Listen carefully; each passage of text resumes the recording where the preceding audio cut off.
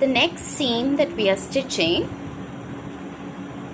is called as the run and fell seam, for which you will take two pieces of 10 by 12 centimeters, keep them one on top of the other, align the edges neatly and machine the two pieces up at 1 centimeter.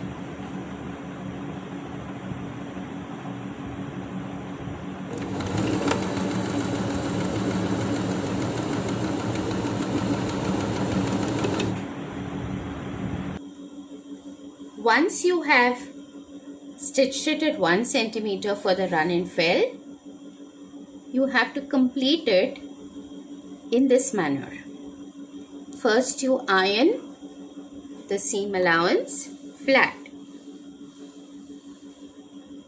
Then one part of the seam allowance has to be cut to less than 0.5. In the garment, when the run and fell is being sewn, the back part of the seam allowance is always trimmed so that the seam allowance gets pushed towards the back. So all shoulder seams and side seams always must face the back side of the garment. So what have I done? I have trimmed one part of the seam allowance to less than 0.5.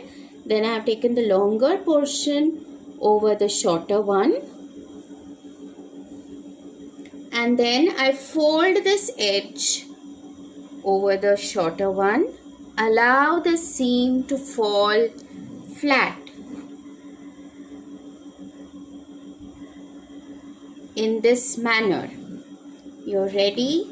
Seam allowance is going to be 0.5. So after you have folded it,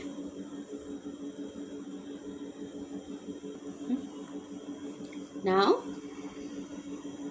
once it's folded flat down, please observe this is falling completely flat to the main piece in your garment or in your sample, and the edge is to be neatly tacked.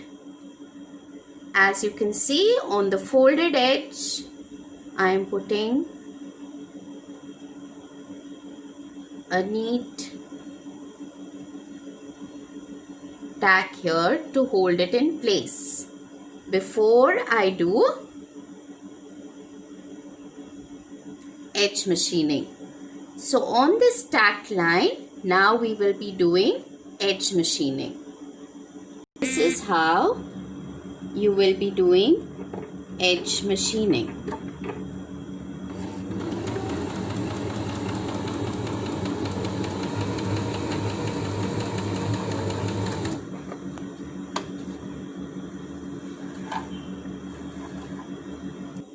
So this is how the run and fell seam will appear after you've completed the edge machining on this side. This is the wrong side of the run and fell seam, and this is the right side or the front side in your garment. So you can see, again to recap, I have machined the seam at 1 centimeter. I cut one portion of the seam allowance to less than 0.5. I folded the longer portion over the shorter one. I allowed the seam to fall flat, tacked it up, and then did a neat edge machining. So this completes the run and fell seam. Thank you.